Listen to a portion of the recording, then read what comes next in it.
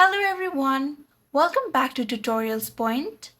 Today in this video, I will guide you on how to use Truecaller Smart Messaging for efficient text management. So now let's get started.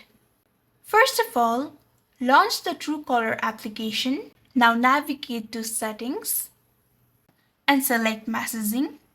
And there you can see the SMS settings. Now simply turn that option on. Truecaller sorts your messages into categories such as personal, spam, and promotions, making them easier to find. You can also use pre-written responses for instant replies to common messages.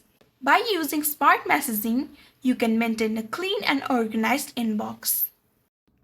So that's it. I hope you found this video helpful. Don't forget to like, share, and subscribe to our channel. Thank you so much for watching. See you in the next one.